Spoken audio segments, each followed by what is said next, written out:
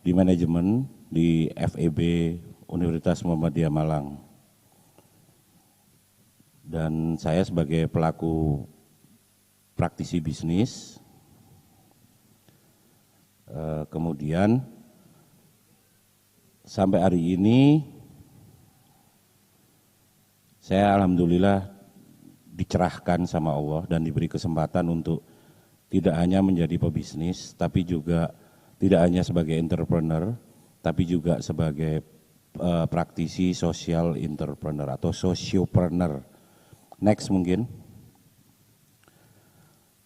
Ya, ini pengalaman usaha saya dari tahun 1999.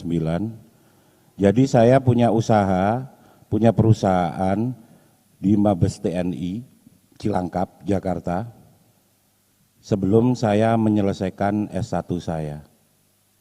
Jadi tidak menutup kemungkinan adik-adik maba di sini bisa terinspirasi bahwa untuk punya perusahaan, apalagi era itu, tahun 99 itu, internet hanya cukup bisa untuk kirim-kiriman email, dan sosial media paling keren saat itu cuman Friendster. Jadi kalau sekarang sosial media itu banyak medianya, bahkan TikTok pun yang saya kira di awal-awal cuman aplikasinya orang tolol joget-joget, ternyata dia sudah merubah dirinya adalah salah satu kanal digital yang sangat efektif untuk bisnis ad. Jadi kalau sekarang Anda kuliah tidak punya bisnis di era digital sekarang, berarti Anda adalah fosil dari zaman batu. Oke, next. Customer saya di perusahaan saya ini, hampir semua Presiden Republik Indonesia sudah memakai produk saya. Dari perusahaan kami, perusahaan yang saya bangun di tahun awal-awal tahun 2000. Jadi kalau Anda lihat Presiden itu pakai baju loreng, percayalah itu buatan orang Malang. Itu buatan kakak kelasmu, lulusan manajemen UMM. Dan percayalah sampai hari ini tidak ada lulusan satu kampus pun di Malang yang bisa membuka sebuah gerai tailor khusus untuk militer di Mabes TNI. Sampai hari ini. Jadi banggalah kalian ketika Anda terpilih masuk di universitas ini dan di fakultas FEB. Next. Yaitu salah satu contoh orang-orang yang jadi selebritis di negeri ini itu menggunakan itulah. Next mungkin. Oke, next.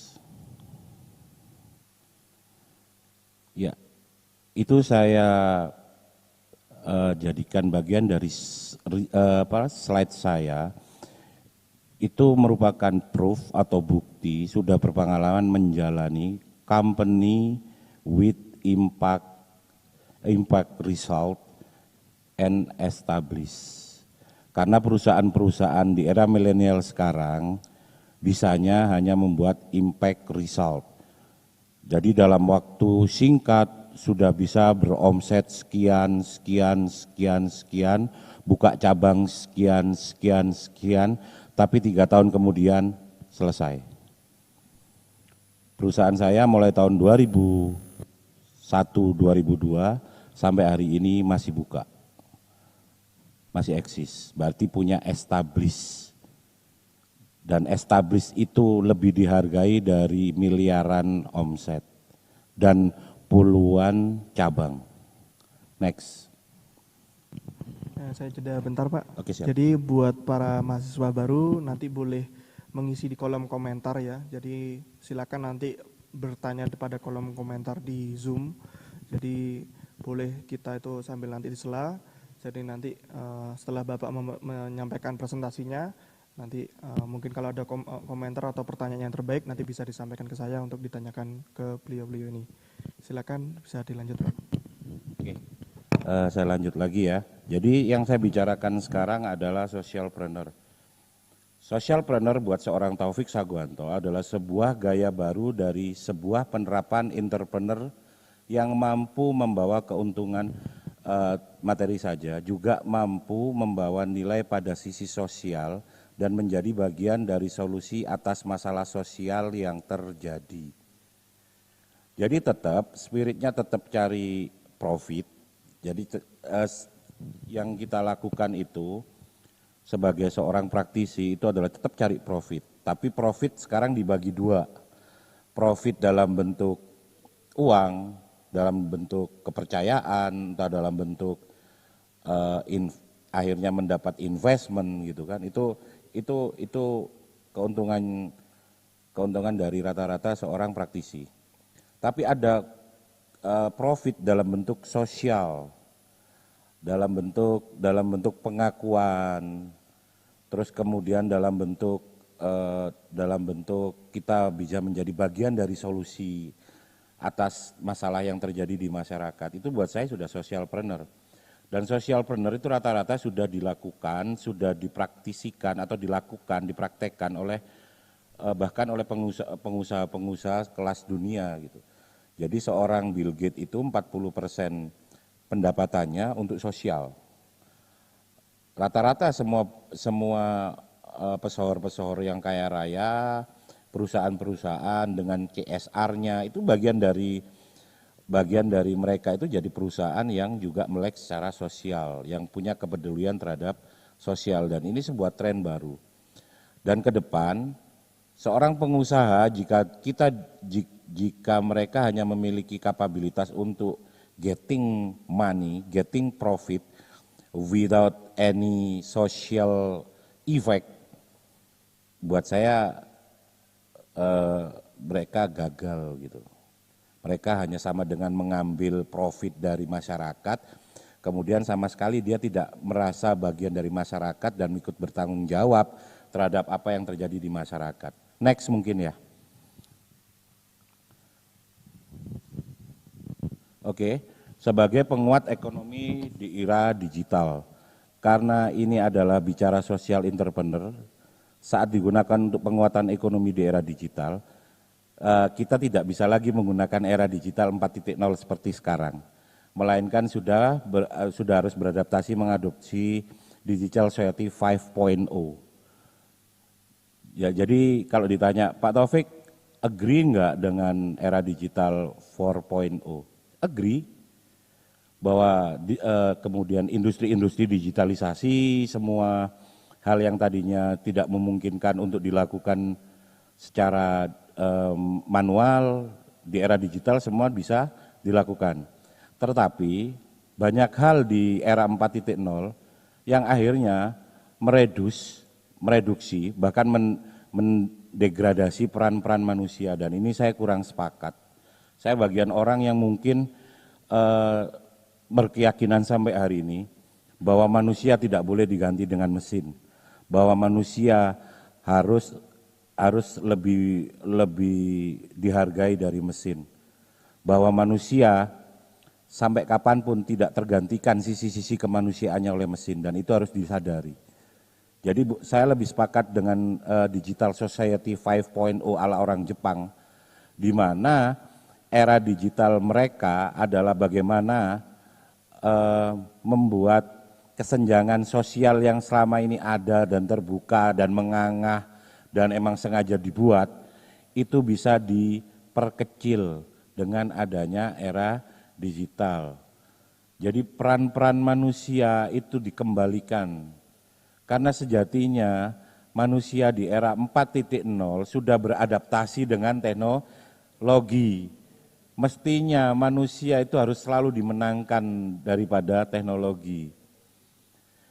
Jadi kalau ini terjadi, kalau teman-teman maba banyak lihat film-film di 10 tahun yang lalu, kayak filmnya Terminator Rise, The Machine, terus kemudian film-film Matrix, itu sekarang terjadi gitu.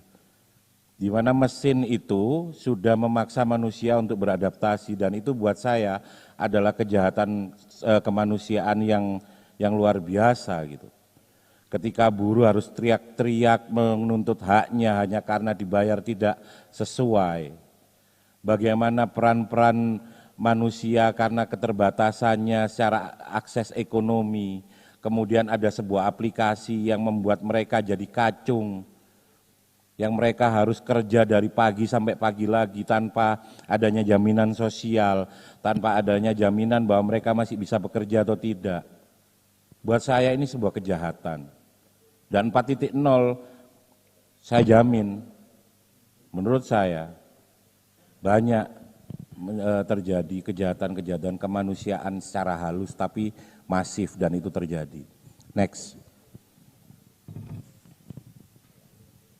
Mengapa harus 5.0? Ya ketika 5.0 itu diasumsikan bahwa teknologi digitalisasi itu nomor 2 setelah manusia. Dan apabila ada kejadian di mana peran manusia jadi berkurang efeknya gara-gara digitalisasi itu harus selesai, harus dibuang. Karena sejatinya digitalisasi itu di 5.0 adalah sarana untuk menyamakan atau mengurangi kesenjangan sosial yang selama ini ada. Itu aja mungkin intinya yang bisa saya sampaikan secara teori yang sesuai dengan tema yang kita buat. Next mungkin. Jadi pelatihan daur ulang yang saya lakukan ini sudah fokus pada edukasi. Tidak hanya saya mencari uang, tidak hanya saya hanya bertujuan untuk mengumpulkan pundi-pundi uang, tapi di sini ada nilai-nilai sosial yang saya perjuangkan. Next.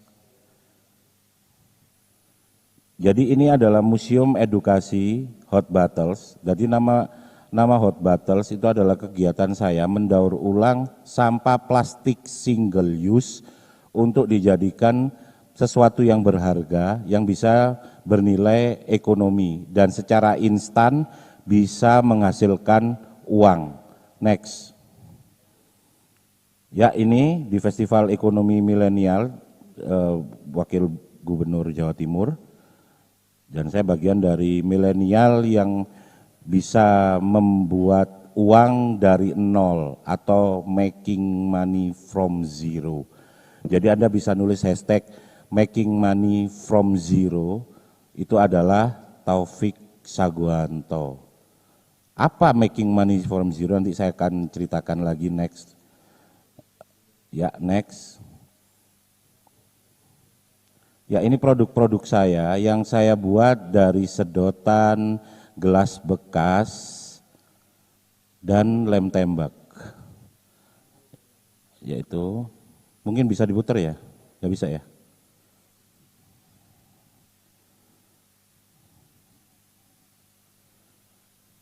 Nggak bisa ya? Oh no, bukan. Video sebelumnya yang, nah itu, yang video sebelum itu. Ya itu bisa diputar enggak? Enggak bisa ya?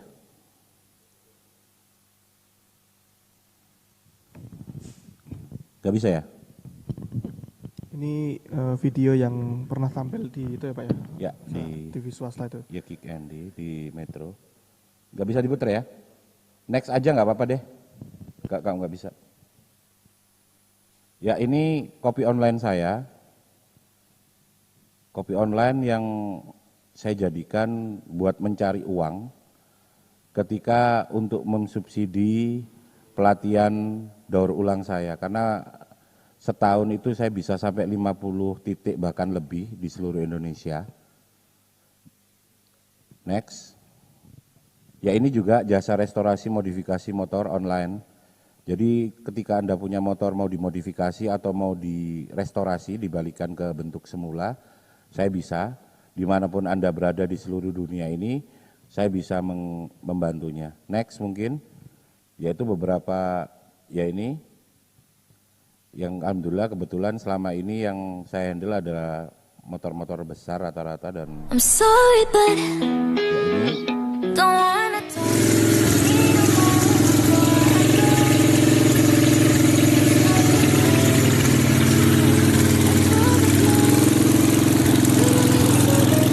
Jadi motor-motor seperti ini yang saya restorasi, saya kembalikan ke bentuk semula, ke kondisi semula.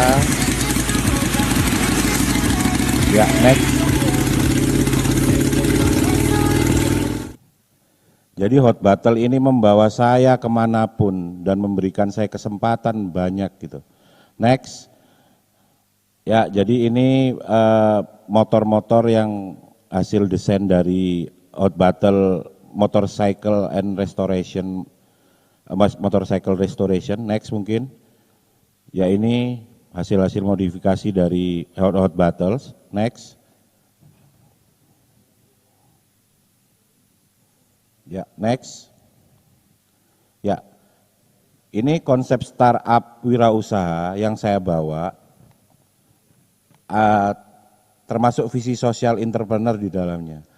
Mengajak para startup pemula berani tanpa modal, yaitu fokus pada berani berproses dari nol, mampu dari A sampai Z membuat produk dengan tangan mereka sendiri. Dan hal ini saya namakan making money from zero. Mungkin nanti lebih lanjut di pertemuan mendatang, semoga Allah mengizinkan. Next mungkin. Ya, kalau mau cerita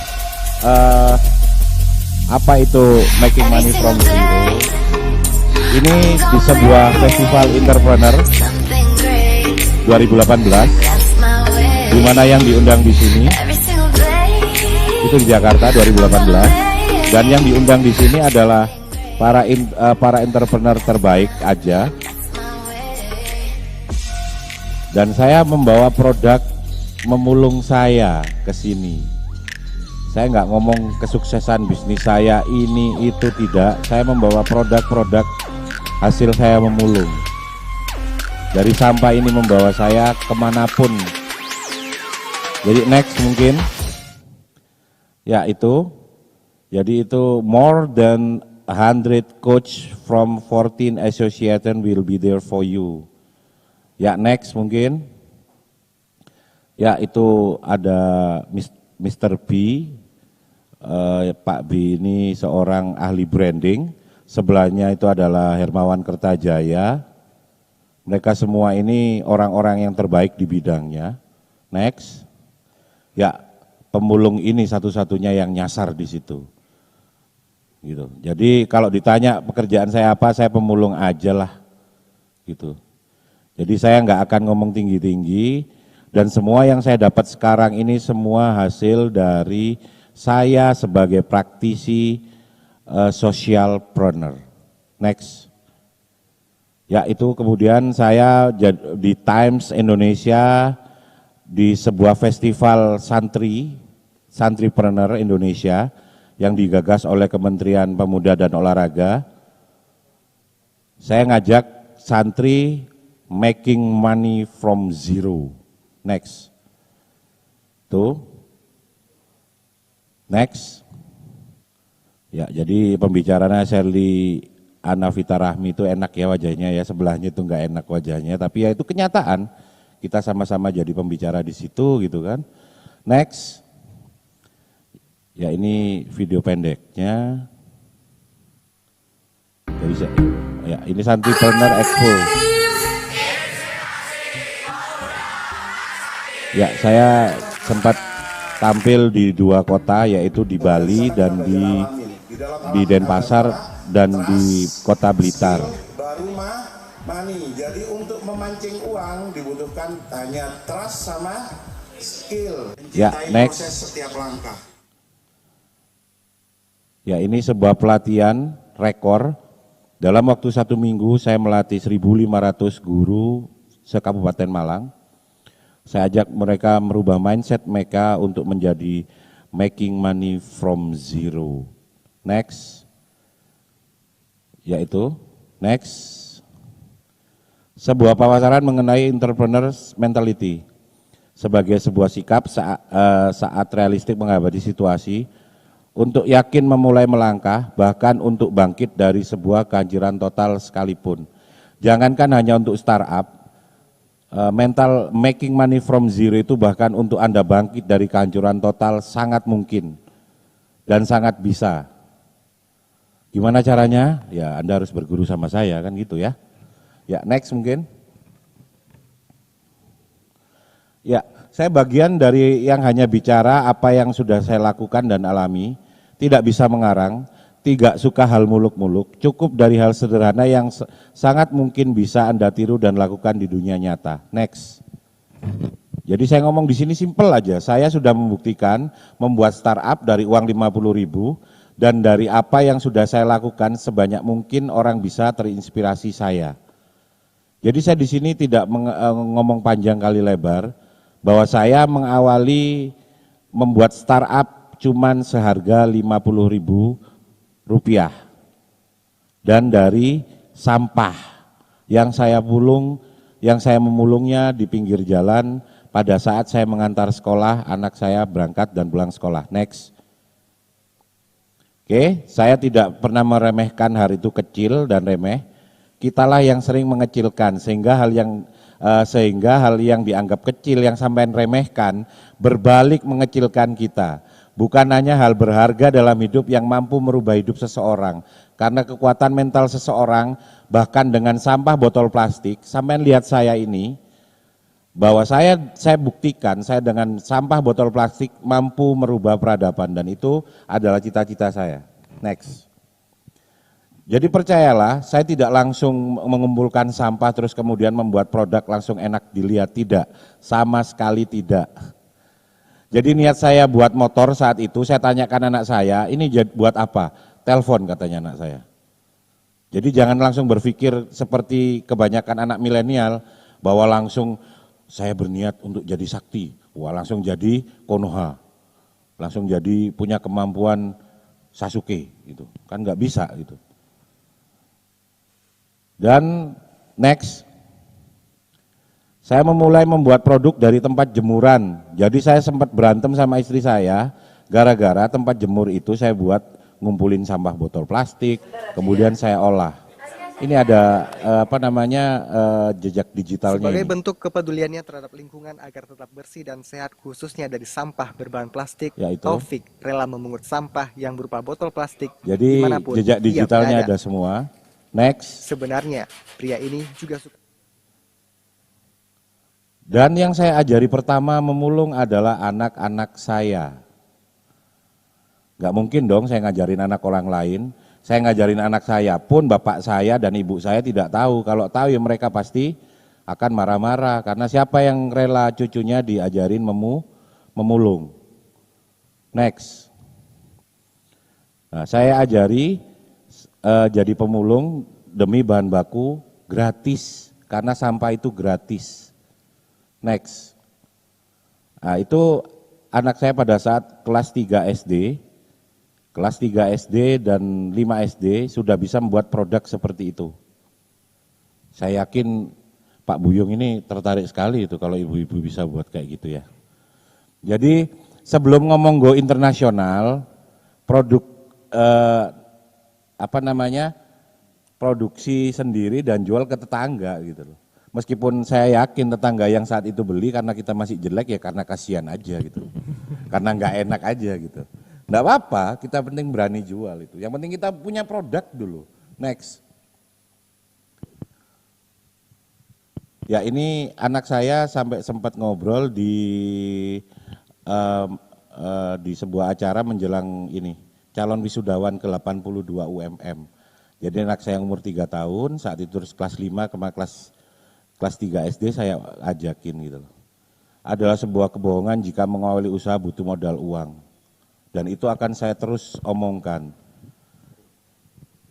Jadi kalau ada ngomong orang, ada orang ngomong sampai kebalik ya, ada ngomong orang. Orang ngomong bahwa berwirausaha itu pakai uang, Anda berarti hidup di zaman batu. Next. Yang pertama ngeliput saya itu malah lucu, sebuah tabloid otomotif. Karena memang desain-desain otomotif, sehingga yang desain pertama itu replika-replika, dibikin replika otomotif, padahal aslinya untuk sekedar cari uang, untuk makan. Terus next itu, nah itu sebuah hot battle tembus Amerika dan Rusia, dan saya nggak ngomong, semua itu ada rekam jejak digitalnya, bisa dipertanggungjawabkan. Next. Nah, ini di koran sosok, di koran di koran Kompas, di rubrik sosok, di mana mungkin orang UMM yang pernah masuk ke sosok bisa jadi cuman mantan Menteri Pendidikan, almarhumlah Pak Malik, dan Pak Muhajir yang pernah masuk di rubrik sosok, dan saya. Next, ya jadi yang saya buat seperti itu, jadi mulai sampah terkecil, sampah botol terkecil sampai sampah terbesar pun saya akan desain jadi sesuatu yang bernilai uang. Next, bahkan 1 buah botol pun, itu contohnya, dan itu pernah laku 2 juta di sebuah seminar. Saya lelang 2 juta rupiah di sebuah seminar bermodal sampah botol plastik yang saya minta dari peserta seminar. Next. Ya, ini jeda digital dalam bentuk video. Menjadi karya seni daur ulang yang mampu menembus pasar mancanegara. Ide ini berawal dari kritikan sang anak terhadap pengendara mobil yang membuang sampah botol plastik sembarangan saat berkendara. Ya, next mungkin biar nggak terlalu Anda terpesona, itu biasa aja. Di Malang, seorang warga kreasikan ya, ini sampah jadi kerajinan. Usai dikumpulkan, botol bekas dibentuk menjadi beragam replika kendaraan dan juga kotak.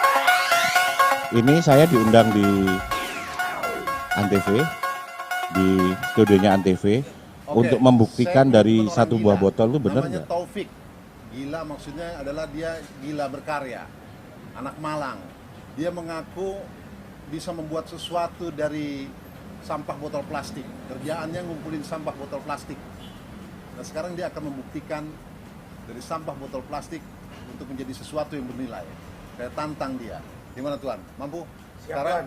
Siap kita mulai. Oke, kita mulai ya. Oke, siap. Oke, next. Ya, ini di acara Tahu Nggak Sih.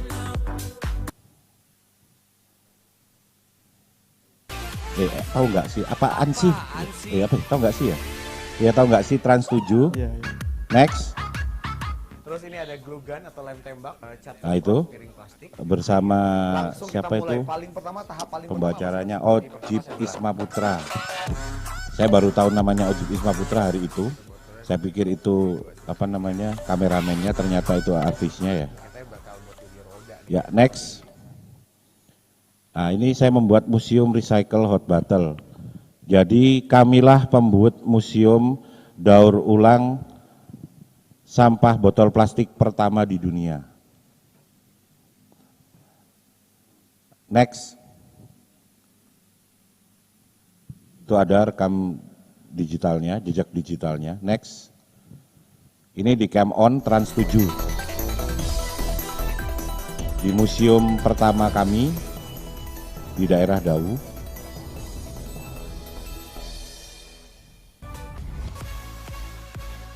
Di sebuah hotel, saat itu kami dipinjami tempat. Buat ngurangin limbah botol plastik bekas biasanya nggak akan didengerin kalau cuma jelasin efek buruknya aja, ya nggak? Tapi kalau dijelasin manfaat lain botol plastik bekas pasti bisa beda hasilnya. Di tangan Mas Taufik Sugiarto, coba gedein, terus di next, itu ada promo tentang siapa saya. Next, yang nextnya. Ini. Di sisi lain, Mas Taufik ini juga punya cita-cita loh, mengembalikan masa kejayaan mainan tradisional kayak zaman dulu. Waktu itu kan hampir semua mainan rata-rata bikin sendiri. Makanya, sejak awal tahun 2018, Mas Taufik yang lulusan Universitas Muhammadiyah Malang ini bikin museum recycle. Disebutkan bahwa saya lulusan Universitas Muhammadiyah Malang. Ini nih, dia berharap bisa menambah semangat orang-orang buat menjaga lingkungan.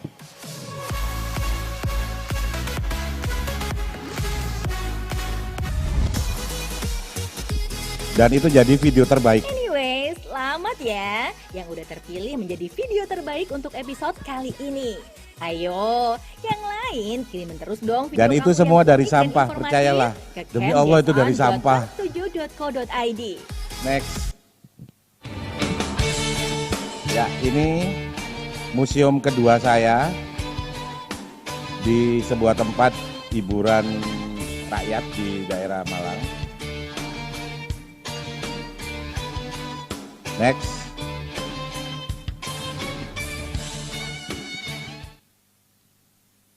Ya, mengembalikan semenjak itu saya tidak lagi menaruh museum di tempat orang, karena cuman saya dimanfaatin ketika tempatnya udah rame saya dibuang gitu kan. Akhirnya saya pulangin ke rumah lagi seperti halnya pada saat diliput di Tahu Nggak Sih pertama itu ya di rumah gitu. Saya mengembalikan museum saya ke rumah saya, meskipun cuman sekedar bekas garasi yang saya buat untuk museum. Dan percayalah itu bukan karena support pemerintah. Tapi semoga nanti UMM akan support museum saya nanti. Kalau perlu nanti saya akan minta mahasiswa UMM kalau mau KKN. KKN. Gitu. Ya KKN di tempat saya saja, jadi urban KKN. KKN yang konsepnya kota, saya mungkin bisa difasilitasi mungkin nanti ya.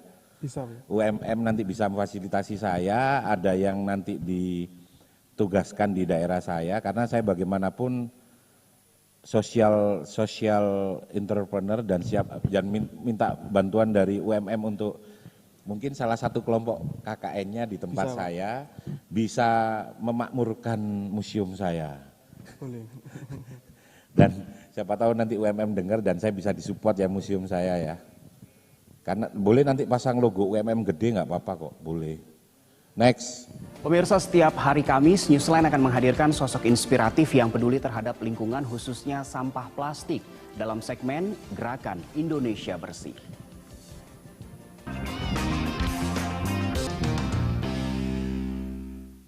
Ya.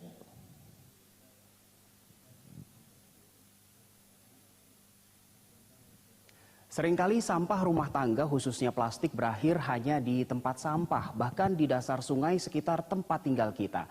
Namun di tangan warga asal Kota Malang, sampah plastik ini mampu dirangkai menjadi sebuah karya seni 2 dan 3 dimensi dengan nilai jual yang tinggi.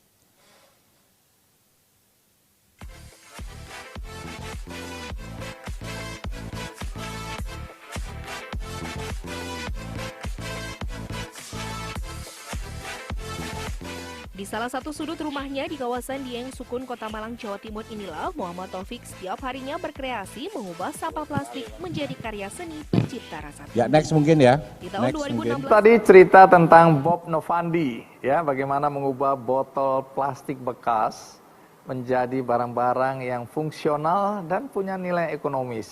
Sesuatu yang kreatif tentu saja. Berikutnya saya masih mengundang seorang pemulung. Pemulung ini lebih tepatnya mungkin seperti Bob Novandi, seperti tukang sulap, mampu mengubah barang-barang bekas, terutama berbahan plastik, untuk menjadi barang koleksi. Sesuatu yang dilihat menyenangkan dan membuat hati bahagia. Siapa tamu kita berikutnya? Seorang pemulung juga, yakni Taufik Saguanto. Ini pemulung kok ganteng. Nggak ada tepuk tangan kenceng. Oh, nggak ada ya? Nggak Ini ada. penonton di rumah nih tepuk tangan semua. Iya, bisa jadi. Kok ada pemulung ganteng Bagian nih, kayak rapper gitu lah, iya. kayak musisi gitu ya. Kayak Jay-Z ya. Ya udah, silakan Siap, Om. duduk. Ditaruh dulu dong Siap, ini. Om. Nanti sambil cerita ya. Siap, Om. Anda ini berasal dari mana? Saya dari Malang, Om. Malang, Jawa Timur. Jawa Timur. Nggih. Oke. Siap. Pekerjaan sehari-hari pemulung. Kalau saya menyebut diri saya garbage designer. Wih, coro Inggris. Iya, jadi desainer sampah. Desainer sampah. Nggih. Kenapa harus pakai nama asing seperti itu? Ya mungkin Pekerjaannya kan tetap memulung. Iya, memulung juga. Oh iya, tapi supaya keren ya. Iya, supaya keren. Rumah pinggir kali. Iya. Wah, Riverside. Wah, lain harganya. Siap, Om. Pinggir kali itu mungkin sekitar 50 juta. Tapi kalau Riverside miliaran, Om. 5 miliar. Iya, betul. Padahal rumahnya sama. Betul, Om. Iya. Pendidikan formal apa? S1, Om. Manajemen. S1 manajemen. Sumber daya manusia ya. Tapi jadi pemulung. Iya. Oh, garbage The garbage designer. Kerjaan ini mungkin sekarang masih orang asing mungkin ya. Buat saya garbage designer itu bisa dibilang pekerjaan future business atau future job. Belagu ini aku lihat. Memulung aja. Iya. Sederhana, nggak usah pakai Inggris-Inggrisan. Iya. Ini mau menunjukkan bahwa ini usahanya udah hebat begitu ya? Enggak, Om, belum. Enggak. Oke. Jadi, tapi menaikkan gengsi pemulung. Bagian dari bahwa jadi pemulung atau seorang garbage designer itu sebenarnya pekerjaan yang nanti akan dibutuhkan ketika sampah itu sudah mencemari penuh air, hutan, tanah, dan siapapun nanti yang bisa mendesainnya menjadi sesuatu yang baru, entah di recycle, di reuse, atau di reduce, dialah yang nanti akan menjadi gak hanya seorang hero ya, tapi dia juga akan jadi orang paling kaya di dunia nanti. Wow, Kedepan buat saya seperti itu. Oke, jadi ini pekerjaan Silakan masa juga depan buat yang para visioner, ya. Karena tidak bisa ditolak sih. Sampah itu tidak akan bisa ditolak, bukan tambah Nge-follow berkurang. Tapi akan YouTube dari bertambah beriringan dengan jumlah Pak Taufik umat manusia Saguanto. makin banyak. bertambah. Iya, betul. Oke, jadi nggak akan ada Jadi nanti habisnya. Nggak akan ada habisnya Sehingga- dan akan terus bertambah. Oke, sehingga Anda melihat bahwa ini adalah pekerjaan masa depan yang menjanjikan. Betul, Om. Oke, mungkin penonton udah nggak sabar ya nanti mau dengerin cerita apa yang dipulung. Tapi tunggu dulu. Siap, Om. Kita harus rehat sejenak, ikuti terus Kick Andy. Kalau yen itu 8.000 yen, Om. Jadi ini bukan cuma dibeli oleh orang Indonesia aja. Nggak laku malah sama orang Indonesia, Om. Oh, malah lebih Malah laku. ditawar, bukan mapanya ditawar, males, Om. Iya. Iya.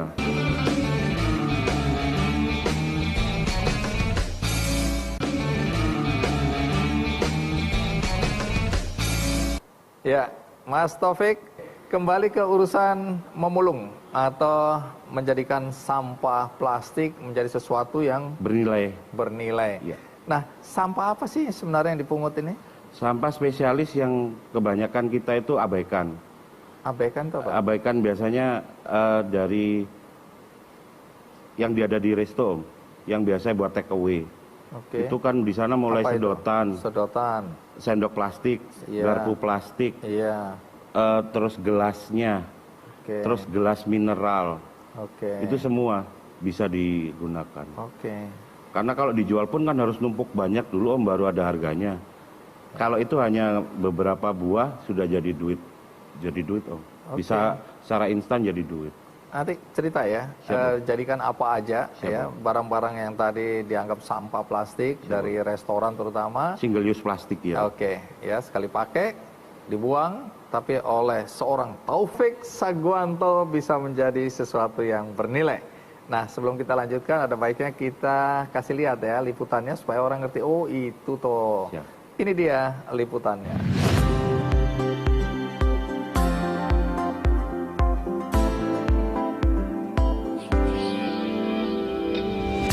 Sampah plastik ternyata mendatangkan kreativitas dan rezeki bagi Taufik Saguanto. Pria asal Malang, Jawa Timur ini menyulap sampah-sampah plastik, terutama berbagai botol plastik, untuk disulap menjadi karya-karya menarik. Hingga kini, sudah hampir 600 desain karya yang ia ciptakan, seperti miniatur sepeda motor, pesawat, kapal, mobil, robot, dan patung. Hasil karya dari sampah plastik yang unik ini dijual mulai harga Rp5.000 hingga jutaan rupiah. Bahkan, pembeli karya Taufik ini berasal dari mancanegara, antara lain Jepang, Vietnam, Hong Kong, China, hingga Afrika Selatan. Saat ini Taufik fokus memberikan pelatihan bisnis maupun mengolah plastik menjadi karya menarik, terutama kepada para guru. Diharapkan ke depannya, para guru itu mengajarkan ilmu yang didapatkan kepada para siswa.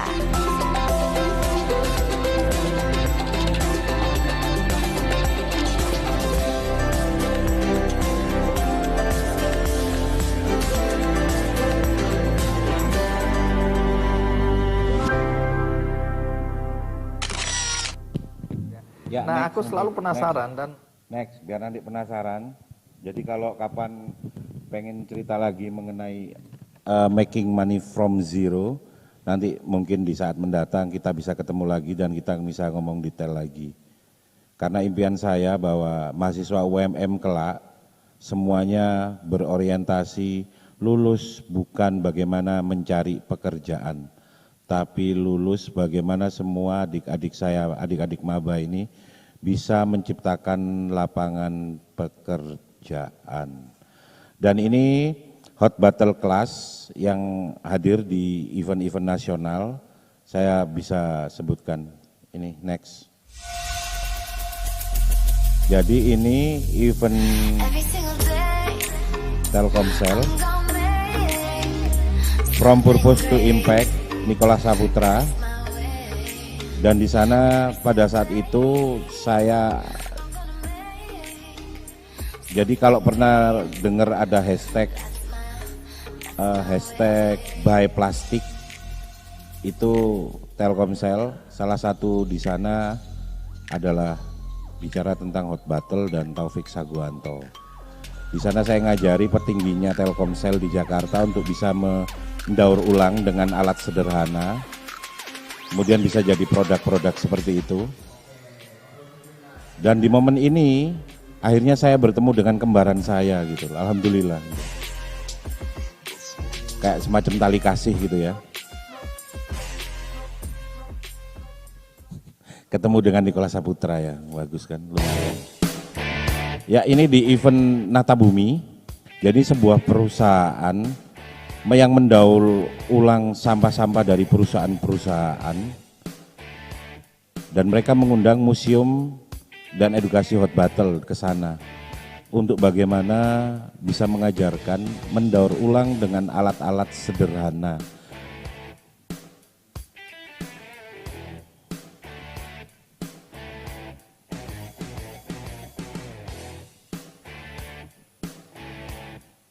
Ya next aja lah. Jadi kalau adik-adik maba di sini pernah tahu grup musik Stephen and Coconut Trees, saya bukannya mengundang mereka, tapi kebalik saya yang diundang mereka untuk mengadakan pelatihan dan sosial praktis tentang daur ulang sampah di Kota Palu. Di situ ada Melanie Subono, ada The Paps, Stephen and Coconut Trees, dan Mas Anis. Banyak artis-artis reggae di situ. Salah satunya yang ngomong ini ya kakak kelasmu dulu.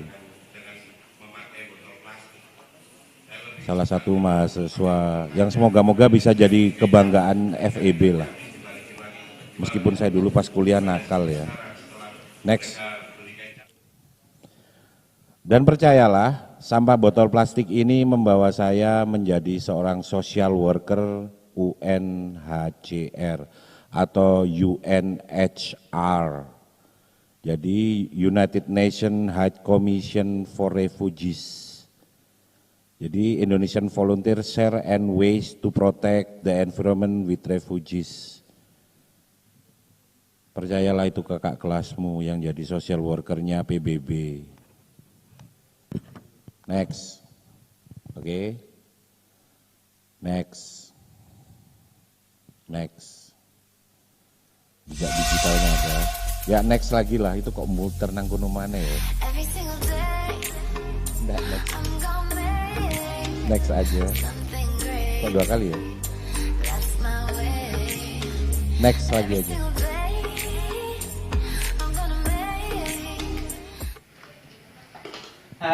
Ini inspirasi saya. Ini yang pertama kali membuat saya kenapa care untuk mau berbagi, mau concern di sosial entrepreneur. Ini murid pertama saya, seorang bisu tuli dari botol bekas. Dia ngomong gitu. Ya. Next. Ya ini murid saya terjauh. Kenapa saya ini? Ini murid saya terjauh dari Kanada. Percayalah itu bukan dari Dampit atau dari Malang Selatan, itu dari Kanada.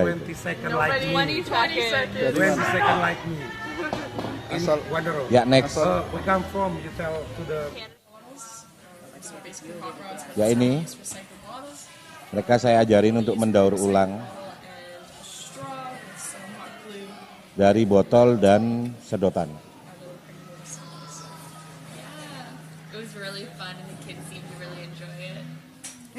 Ya, next.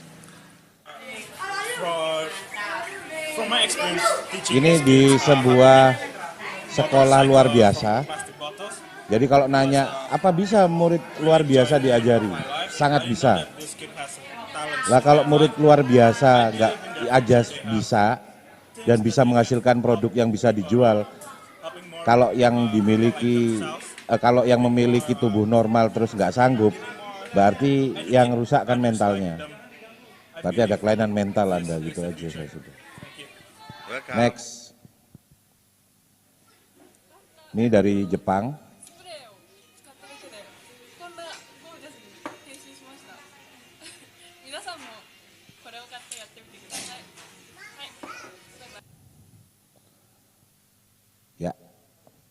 Ya, itu sudah penutup teori yang bisa saya sampaikan itu. Kalau ada yang mau nanya dari adik-adik maba, silahkan. Minta tolong, saya lagi aktif membuat konten-konten inspiratif di YouTube. Saya minta tolong untuk bantu subscribe, karena saya berusaha untuk menampilkan konten-konten yang mencerdaskan kehidupan bangsa. Dan saya harap adik-adik mahasiswa mau support dengan mensubscribe YouTube saya.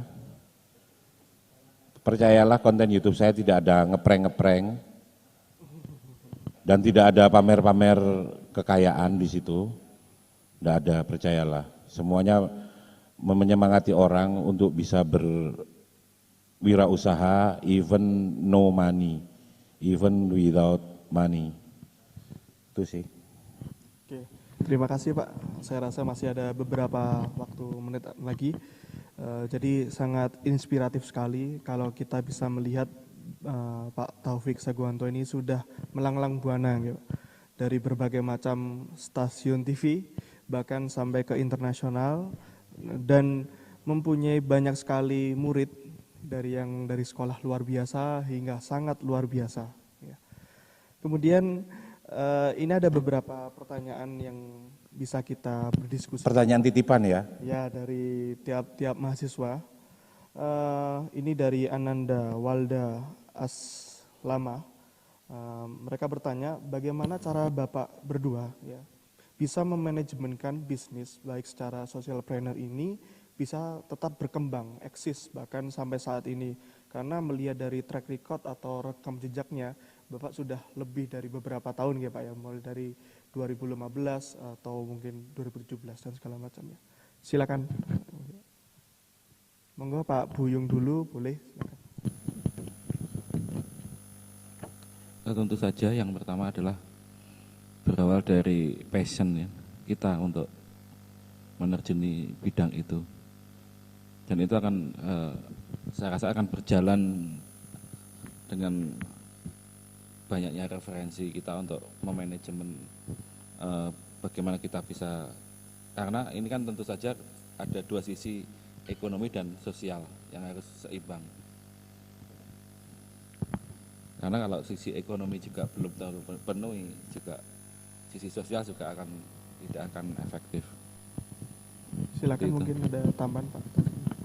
Ya. Kalau buat saya sih, kalau bicara bisnis saya tentang busana, karena kebetulan saya sudah generasi ketiga, jadi sudah jadi refleks lah pengalaman tentang bisnis, main bisnisnya, bisnis core-nya. Dan pekerjaan saya sekarang kalau ditanya kan benar, saya jawab pekerjaan saya pemulung. Garbage designer, kata ngotot aja itu Bang Andi Noya, pemulung, iya pemulung. Aslinya garbage designer, bagaimana saya itu mendesain sampah apapun untuk bisa dijadikan sesuatu yang memiliki nilai lebih dari sekedar sampah, dengan alat sederhana, tanpa dibakar, tanpa yang dilakukan malah akan merusak lingkungan itu sendiri, malah nambah-nambahin. Jadi saya lebih cenderung ke upcycle-nya. Upcycle. Terus, dan saya fokus di pelatihannya. Jadi kalau mau cari duit, ya kita pelatihan di perusahaan. di perusahaan-perusahaan nasional atau internasional. Kalau mau buang duit, ya di kantong-kantong komunitas, termasuk di komunitas bank sampahnya Pak Buyung, insya Allah akan tertarik ini. Pastinya, Pak. Iya. Dan saya siap share itu. Jangan takut, Mas udah masuk Kick MD bayarnya berapa? Ya mahal kalau perusahaan. Percayalah kalau perusahaan saya pasti akan tarik mahal, ya. Tapi kalau bank sampah ya menyesuaikan harga bank sampah. Yang pastikan kita jangan murahan gitu kan, kalau udah urusan sama perusahaan atau pemerintahan yang memang ada anggarannya, jujur saya mahal. Saya hanya mau mengajari kalau dibayar mahal. Kok nanya berapa, ya sudahlah hitung sendiri. Dalam waktu 1 minggu kapasitas saya bisa saya handle ada 1.500 orang. Per orang paling murah 100.000. Omset saya 1 minggu berapa? Sudahlah itu aja. Jadi kalau mau nanya omset, percayalah orang yang bergerak di bidang daur ulang sampah itu adalah orang yang terkaya di dunia kalau memang mau cari kaya. Modalnya gratis, alias modal dengkul. Tersedia ya Pak? Iya, dan tersedia. Sampah di Indonesia itu banyak sekali, karena di Indonesia itu sampah nomor 2 terbanyak di dunia. Bahkan sekarang sampah nomor 1 saya bilang. Saya bisa bilang bahwa Indonesia adalah penghasil sampah nomor 1 di dunia. Karena Indonesia juga ternyata mengimpor sampah dari perusahaan-perusahaan Eropa dan Cina. Yang di sana sendiri bingung ini mau di mana, Indonesia mau nampung. Hebat Indonesia ini, tepuk tangan untuk Indonesia ini, tepuk tangan untuk Indonesia ini. Memang importir apapun diimpor oleh Indonesia. Jadi kalau ada istilah Cina itu, kalau Tuhan nggak buat, orang Cina buat. Orang Indonesia itu ya gitu, apa yang tidak diimpor oleh orang manapun, orang Indonesia pasti impor. Itu ini memuji apa menjatuhkan ya? Saya nggak tahu. Memuji, Pak. Memuji ya, tetap positif. Ini memuji. Ya mungkin itu sih. Terus ini juga sih Pak, kalau tadi Bapak bercerita, kalau misalnya dari pertanyaan Mas Adi Akbar itu menanyakan bagaimana cara sebagai mahasiswa itu untuk memulai social entrepreneur agar dan bisa sukses di era sekarang, karena saya rasa anak-anak muda yang sekarang juga bisa lebih kreatif atau bisa memanfaatkan media yang bisa dilakukan. Kalau tadi Bapak bercerita dari awal memanfaatkan media sosial, kalau zaman dulu itu ada Friendster, ya. Kalau zaman sekarang sudah banyak sekali platform sosial media. Jadi Bapak juga bisa bercerita bagaimana anak-anak muda saat ini juga bisa memulai usaha socialpreneur dan sarannya seperti apa gitu. Sama seperti ketika niat Anda kenapa datang ke kampus UMM, bahwa sejatinya Anda butuh guru, Anda butuh pelatih. Sama ketika Anda ingin jadi seorang socialpreneur yang berkualitas, Anda ya harus berguru pada seorang socialpreneur. Sama ketika Anda ingin belajar ekonomi secara mumpuni, dan salah satu universitas di Indonesia ini yang miliknya Muhammadiyah terbaik, dan di Indonesia bisa dibilang nomor berapa terbaik gitu kan. Bahkan ada yang bilang kita kalah sama universitas tertentu, enggak lah. Di Malang ini saya rasa masih terbaik UMM itu. Jadi saya bisa pastikan di sini masih terbaik. Cuman ya itu tadi lah, kadang kepentingan politik, kepentingan tertentu kita dikalahkan nomor sekian, itu jangan kecil hati gitu. Kalau mau tanya buktinya siapa? Lulusannya saya, lulusannya, dan saya siap diadu sama lulusan yang katanya terbaik itu aja, beres kan. Kalau mau ngomong dunia praktis, ayo, mau dunia apapun silahkan, gitu aja. Dan secara publik diakui eksistensi saya gitu. Universitas lain ada? Gak yakin. Dan gitu aja. Jadi pede aja sebagai mahasiswa UMM. Jadi siapapun kalau mau jadi terbaik di bidangnya, belajarlah sama orang yang sudah jadi terbaik di bidang itu. Saya juga punya guru-guru socialpreneur, saya juga punya guru-guru bisnis, ya tokoh nasional. Termasuk para cendekiawan itu, Pak Malik itu juga salah satu inspirasi saya, gitu. Dan beberapa tokoh nasional, profesor-profesor, saya nggak bisa nyebutin satu-satu, senior-senior itu ya banyak. Karena memang saya ingin nyampe di level pemikiran mereka, ya harus berguru pada mereka. Nggak ada ceritanya ilmu itu seperti sumur. Yang datang ke sumur itu siapa? Timba atau sumurnya suruh datang? Timbanya. Nah, timbanya yang datang atau embernya yang datang. Kalau situ ember, situ mau didatengin sumur, situ kurang ajar namanya. Itu kan? Ya mungkin itu sih. Untuk Pak Buyung sendiri, apakah ada tips dan saran untuk mahasiswa baru Fakultas Ekonomi dan Bisnis UMM ini untuk bisa memulai usaha, Pak? Jadi mungkin sedikit saran seperti apa gitu? Kalau menurut saya,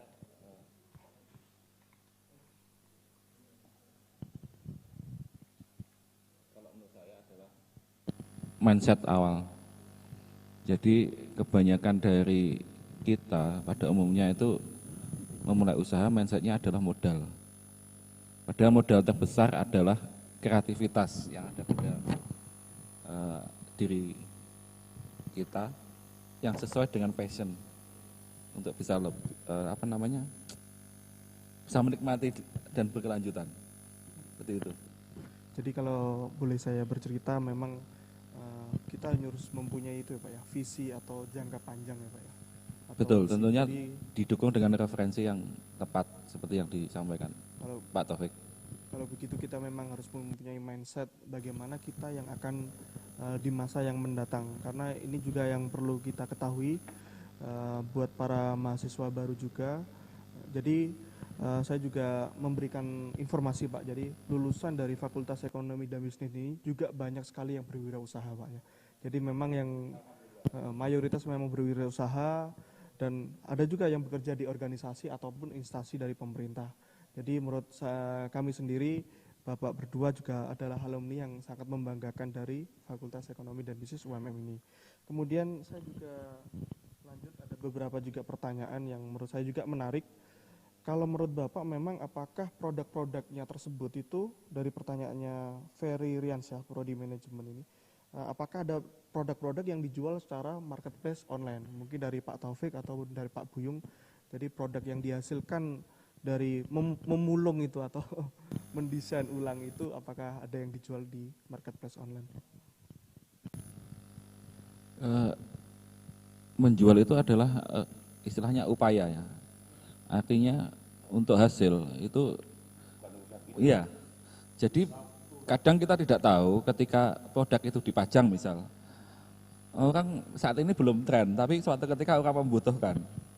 Nah itu, tapi saya sangat setuju dengan, artinya kita harus cerdas dalam menjual. Ketika kita punya skill, kenapa harus kita jual produk, aja sekedar produk. Kita bisa jual pelatihannya, edukasinya, itu jauh lebih besar Pak ya. Saya rasa itu lebih cerdas kalau menurut saya. Jadi tidak hanya sekedar retail menjual produk itu, ya apalagi kalau daur ulang mungkin kita perlu banyak mengedukasi. Nah itu kita bisa kesempatan kita untuk misalkan menjual dalam bentuk pelatihannya. Kemudian tambahan juga Pak, apakah memang ada pajak yang dari pemerintah untuk dibebankan kepada jenengan-jenengan? Misalnya kan kalau Pak Buyung, Pak Iwan itu ada bank sampah, apakah ada pajaknya? Kalau misalnya Pak Taufik Seguanto ini kan mempunyai museum, apakah memang ada kayak semacam penarikan dari pemerintah atau seperti apa terkait dengan kontribusi yang jenengan sudah lakukan atau seperti apa Pak? Ya, pertama untuk menjawab pertanyaan tadi, apakah sudah menjual? Customer saya 80% sekarang orang Jepang. Dan itu hanya menerima order dari beberapa marketplace internasional, sama langsung mereka DM direct ke saya, ke Instagram saya untuk pesan. Karena kalau mau memesan pada saya itu, saya meletakkan diri produk-produk saya itu adalah produk seni. Jadi kalau mau pesan tidak gampang. Anda harus bayar duluan di depan. Dan Anda harus ngasih desain segala macam, dan memang kita akan follow your design. Dan saya jamin produk yang saya buat, yang Hot Bottle buat, Hot Bottle Recycle Company buat itu tidak ada kembarannya. Dan 100% produk kami adalah dari material recycle, bukan memperbarui sampah. Itu nilai plusnya. Dan sudah dijual. Kan tadi saya dipresentasikan kan sudah dijual. Tapi memang saya tidak lagi menjual dalam jumlah banyak lagi sekarang. Saya sudah nggak bernafsu untuk itu. Saya sekarang fokus untuk bagaimana ini dijadikan sebuah inspirasi untuk nasional. Makanya saya akan ngajak UMM, siapa tahu ini memfasilitasi saya. Saya ingin menginspirasi generasi. Gitu loh. Dan UMM insya Allah nanti akan bisa jadi partner museum saya gitu. Museum recycle saya gitu suatu saat. Dan saya tunggu sih sebenarnya. Karena kalau dari perusahaan itu kurang keren ya. Tapi kalau dari lembaga pendidikan tuh lebih panjang. Umurnya lebih panjang dan lebih bermanfaat. Terus kalau tadi apa ya? Pajak Pak. Apakah ada pajak atau pajak? Kalau minta pajak sama saya juga akan balik. CSR-nya pajaknya dia saya minta gitu. Biar saya lebih banyak orang yang bisa saya ajari gratis. Karena membangun sumber daya manusia itu enggak gratis Bung, mahal Bung. Gitu loh. Kalau saya masih EU mau tarik, saya sudah jadi socialpreneur, kegiatan sosial saya masih harus Anda kasih tarik pajak. Apalagi pungli tak lawan. Berarti memang menerima CSR-nya. Betul. Bukan mengeluarkan. Betul. Kalau Anda sudah bergerak di recycle, ketika mulai macam-macam ada orang pajak, minta kalau perlu CSR pajak dia, daripada dikorupsi nggak jelas. Saya vulgar di sini ngomong. Orang kita ini berusaha untuk membuat sebuah inovasi, biar sampah ini tidak jadi masalah kok malah you pajekin. Kan gitu. Ini juga ada pertanyaan juga yang menarik Pak. Dari Anindya Ayu Prameswari. Bertanya tentang sikap atau tantangan social entrepreneur dalam masyarakat saat ini dan menghadapi ketidakstabilan ekonomi karena kita juga sedang mengalami masa-masa pandemi. Artinya memang beberapa usaha kecil menengah atau apapun itu juga pasti terdampak. Jadi menurut Bapak sebagai social entrepreneur, bagaimana caranya untuk bisa bersaing atau masih tetap survive dalam menghadapi gejolak-gejolak yang sudah saat ini.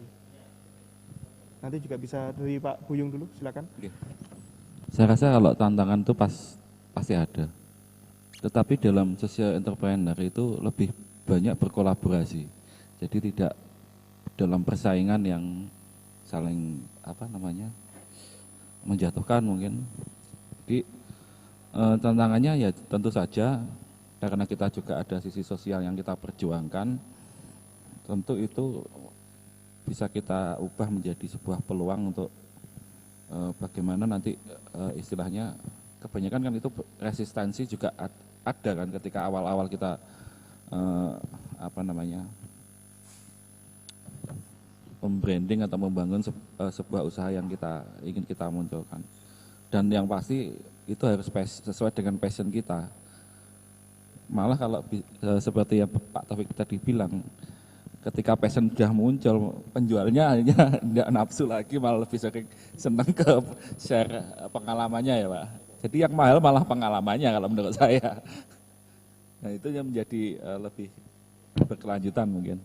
Iya Pak. Mungkin Taufik ada yang diberikan? Kalau buat saya itu pandemi ini jangan jadikan, karena seseorang yang asli memiliki jiwa entrepreneur, bahkan jadi memiliki mental entrepreneur, keadaan itu tidak sama sekali tidak akan berpengaruh. Sama sekali tidak akan berpengaruh. Ketika satu pintu tertutup, kita akan cari ribuan pintu yang bisa dibuka. Kalau nggak bisa dibuka, kita gedor. Kan gitu. Sebenarnya karena apa? Terbukti beberapa teman yang men-switch yang tadinya jual istilahnya jual makanan di warung di luar secara offline. Kemudian dia men-switch sedikit menjadi makanan beku. Omset dia 400%. Dan dia nggak harus keluar rumah.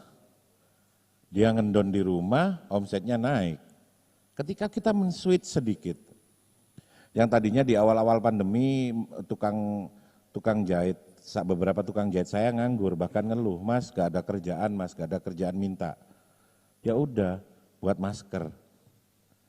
Dilalah, gak lama yang tadinya masker medis habis, akhirnya bolehlah pakai masker buatan sendiri gitu kan, toh bukan tenaga medis, booming.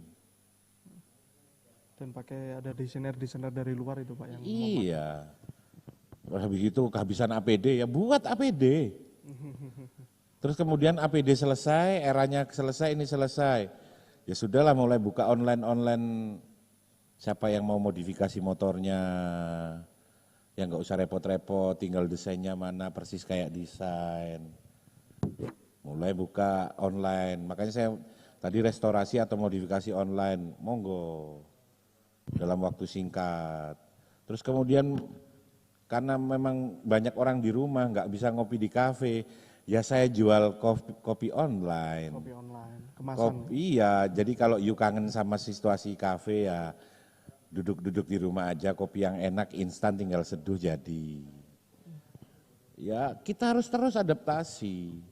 Jadi makanya yang dibutuhkan sekarang adik-adik mahasiswa ini bagaimana nanti saya kasih tips-tips sehingga Anda memiliki emosional resilient. Emosional resilient ini adalah kemampuan beradaptasi terhadap hal apapun yang terjadi.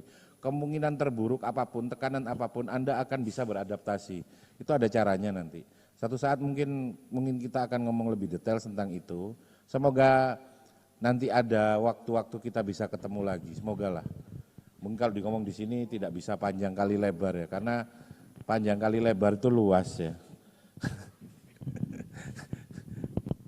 Pak, saya juga lanjut ke pertanyaan dari teman-teman mahasiswa baru ini. Ada pertanyaan dari Aprilisia dari Prodi Akuntansi. Bagaimana Pak strategi pemasaran Bapak itu bisa sampai hingga mancanegara? Bahkan tadi kita ngeliat muridnya Bapak dari Kanada, dari Chinese juga, kemudian dari berbagai negara macam lain, dan sampai ke UNHCR. Jadi menurut saya itu adalah Bapak menjadi duta dari PBB. Nih. Jadi itu boleh diceritakan atau di-sharekan ke teman-teman. Sebenarnya saya duta UMM Mas. Sampai hari ini saya akan bawa UMM kemanapun ya. Aslinya dutanya UMM sebenarnya sih.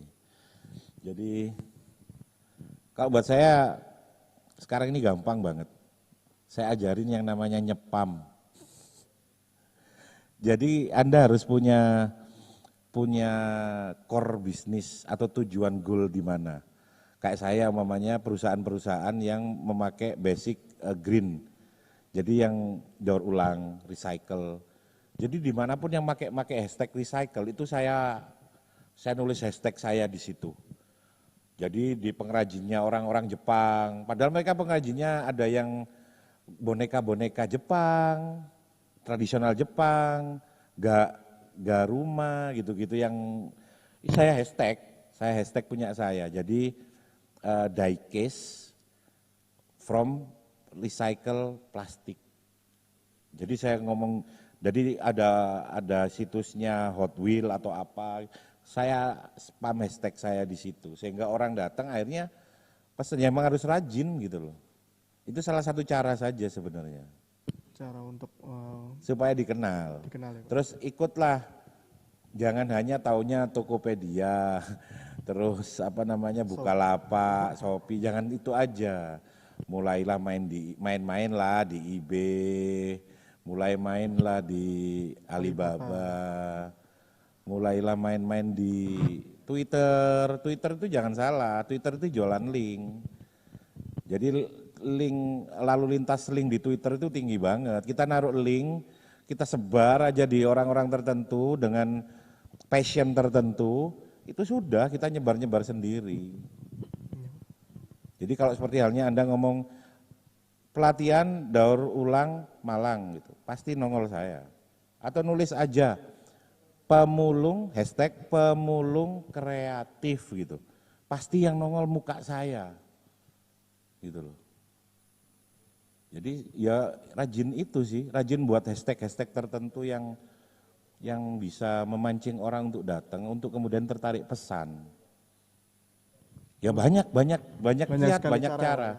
Melalui media digital ataupun seperti media digital lu nggak bayar. Kalau mempunyai kuota nggak ada, saya dulu nempel di mana ada wifi itu nanya, maaf kopinya beli 1 cangkir, numpang wifi-nya bergiga-giga, itu biasa. Namanya orang berjuang. Orang berjuang itu harus gratis. Kan gitu. Prinsipnya gini, kita ini cari uang, bukan cari pekerjaan. Kalau cuma cari pekerjaan, itu di depan UMM ada sungai. Kuras aja itu sungai, tapi enggak, itu pekerjaan, tapi enggak ada yang bayar. Karena spiritnya kita cari uang, ya udah, secerdas mungkin berjuang sekuat tenaga. Enggak usah modal, gimana caranya dapat uang. Tapi logika anak sekarang kan lucu. Pak, bisa minjemin saya uang enggak? Loh buat apa? Buat modal. Loh, kamu ini mau cari uang apa buang uang gitu loh. Itu harus benar-benar buat batas yang jelas. Gitu. Pak Buyung mungkin ada beberapa strategi atau cara gitu Pak, bagaimana misalnya produknya jenengan misalnya dari bank sampah itu bisa juga dikenal atau mempunyai jejaring wilayah, bukan hanya dari misalnya Provinsi Jawa Timur atau dari Kota Blitar aja sih Pak, apakah memang ada terkoneksi dengan wilayah di seluruh Indonesia atau seperti apa Pak? Mungkin untuk produk kami belum seluas minyak Mas Taufik, cuma pada intinya memang kita harus menjalin jejaring dan selalu konsisten dengan apa yang kita produksi itu. Kadang beberapa sudah putus asa ketika mungkin ini kelihatannya nggak laku, dia alih produk yang dan kayak seperti tidak konsisten dengan apa yang diproduksi. Jadi karena lebih bagus kita itu dikenal sebagai ahlinya daripada banyak produk tapi kita tidak dikenal sebagai ahlinya itu, spesialis ya. Jadi itu akan lebih mudah lagi, apalagi dengan koneksi itu ada rekomendasi.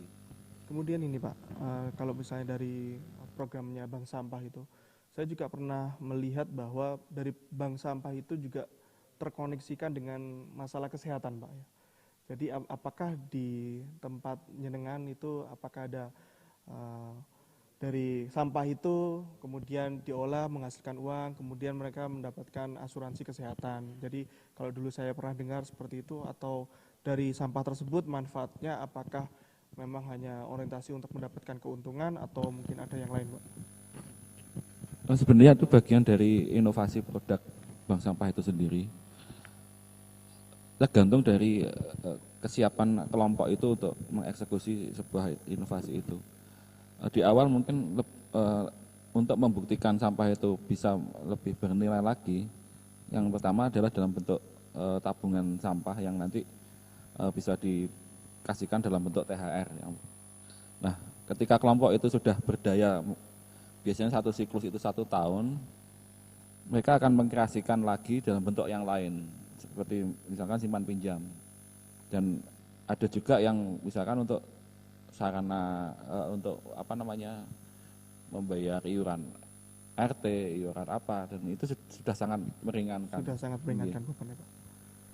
Jadi memang kalau kita melihat beberapa produk dari output dari bank sampah sendiri itu memang menjadikan pertama lingkungan menjadi bersih ya Pak ya, lingkungan menjadi bersih, namun kita dari masyarakat misalnya pasti juga mendapatkan manfaat dari hal yang ekonomis, misalnya kalau tadi Bapak bilang iuran listrik, iuran air dan segala macamnya, itu menjadikan masyarakat menjadi lebih meringankan beban mereka. Apalagi kalau saya melihat dari pertanyaan-pertanyaan yang ada di kolom Zoom itu Pak, banyak teman-teman maba juga menanyakan memang secara ekonomis mendapatkan dari segi manfaat dari sampah tersebut.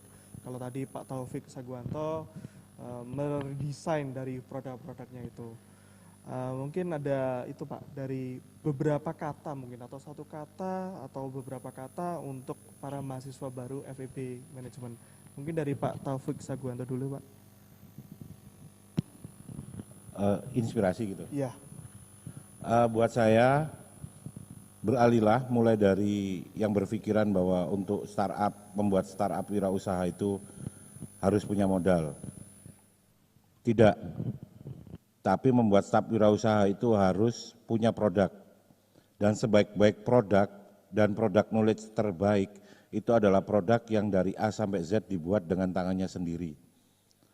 Dan itu sangat memungkinkan Anda akan memasarkan produk Anda jauh lebih hebat dari siapapun.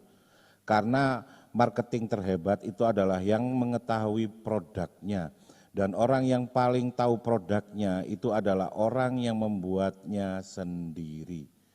Jadi untuk buat startup, dia usah sok bos, nggak usah sok baru-baru buat usaha, sudah punya karyawan, semua lakukan sendiri. Meskipun manajemen itu adalah getting done with other people, tapi untuk startup lakukan semuanya sendiri. Bahkan kasarnya kalau Anda mati, kuburlah diri Anda sendiri. Terima kasih. Silakan Pak. Dari saya untuk adik-adik mungkin manfaatkan sebaik-baiknya waktu kuliah itu, karena disitulah potensi jejaring yang nanti akan Anda dapatkan, dan mulailah sekecil apapun untuk mencoba membuat rintisan bisnis, karena itu nanti akan pada prosesnya akan menolong ketika Anda lulus kuliah nanti. Itu, terima kasih. Terima kasih dari Pak Buyong ya.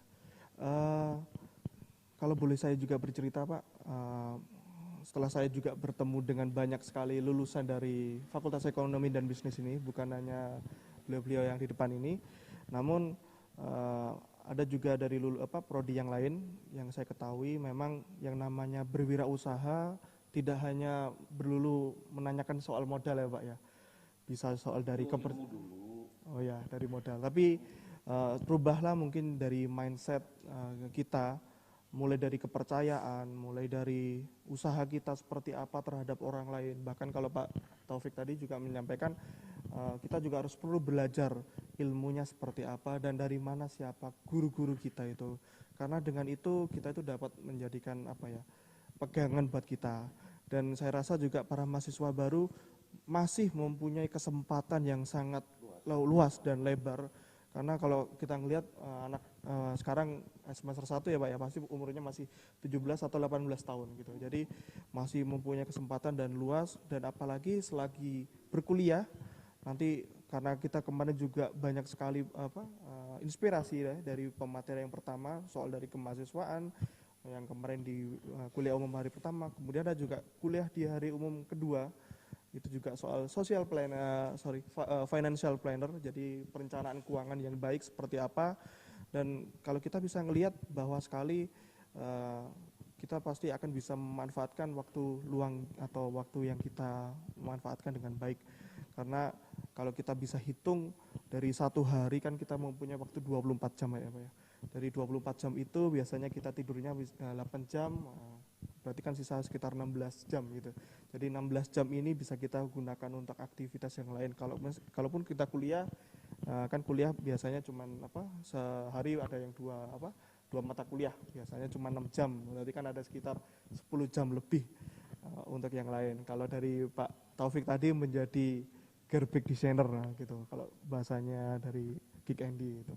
Kalau dari Pak Buyung pasti bisa menjadi seorang pengelola yang baik untuk menjadi inspirasi di tempat asalnya.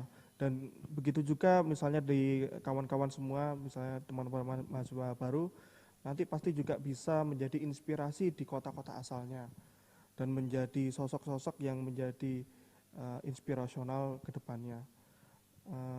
Saya rasa seperti itu kita untuk kuliah umum hari ini, atau bukan kuliah sih Pak, mungkin lebih ceritanya ke sharing atau experience, dan bapak-bapak yang di sini juga sangat inspirasional. kurang lebihnya mohon maaf. Dan sebelum itu saya juga informasikan, jangan lupa untuk nge-follow ya Pak ya, atau nge-subscribe di akun YouTube-nya Pak Taufik Saguanto, karena ada hadiah yang menarik. Beliau tadi menawarkan sebuah handphone ya. Jadi tolong di subscribe Taufik Saguanto. Kemudian ada hashtagnya juga. Hashtagnya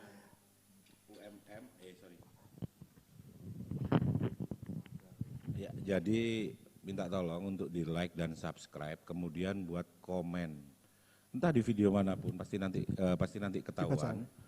Dan untuk membedakan saya dengan adik-adik maba, ya kasih hashtag sebelumnya, hashtag maba UMM 2020. Maba UMM 2020. Jadi nanti mohon teman-teman buat komen yang unik, yang keren, karena nanti yang paling saya hargai adalah yang membuat komen banyak dan berkualitas. Karena saya ingin membelokkan supaya adik-adik saya ini tidak melihat tayangan yang ngepreng-ngepreng itu di YouTube.